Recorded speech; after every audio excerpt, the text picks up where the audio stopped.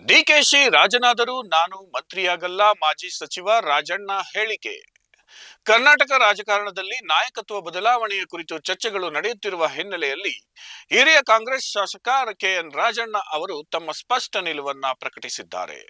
ಒಂದು ವೇಳೆ ಡಿಕೆ ಶಿವಕುಮಾರ್ ಅವರು ಮುಖ್ಯಮಂತ್ರಿಯಾದರೆ ತಾವು ಯಾವುದೇ ಕಾರಣಕ್ಕೂ ಅವರ ಸಂಪುಟ ಸೇರೋದಿಲ್ಲ ಎಂದು ರಾಜಣ್ಣ ಘೋಷಿಸಿದ್ದಾರೆ.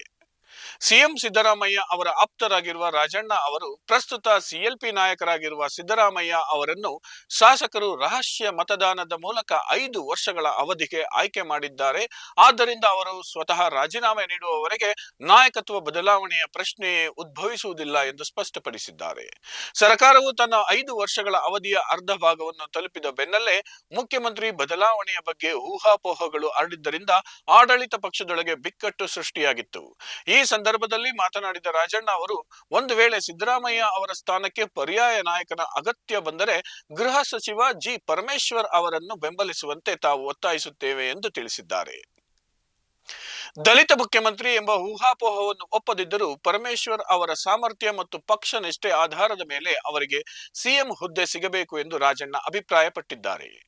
ಅಂತಿಮವಾಗಿ ಯಾವುದೇ ಬದಲಾವಣೆಗಳು ಸಂಭವಿಸಿದರೆ ಸಿದ್ದರಾಮಯ್ಯ ಅವರ ಬಣವು ಖಂಡಿತವಾಗಿಯೂ ಪರಮೇಶ್ವರ್ ಅಥವಾ ಇತರೆ ಯಾವುದೇ ಹಿರಿಯ ಮತ್ತು ಸಮರ್ಥ ನಾಯಕರನ್ನ ಮುಖ್ಯಮಂತ್ರಿ ಸ್ಥಾನಕ್ಕೆ ಬೆಂಬಲಿಸುತ್ತದೆ ಎಂದು ಅವರು ಹೇಳಿದ್ದಾರೆ.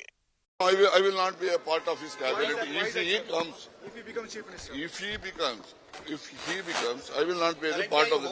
No, I tell you, CLP leader is elected by the MLAs, by the secret ballot. He's been elected for 5 years. If he resigns for the leadership, CLP leadership, then the new question will arise. Till such time, no such thing. You think the Dalit should replace, if at all, CM? Not the Dalit gentleman, I tell you, in 2013, Dr. G. Parmeshwar was the president. He was there for 8 years.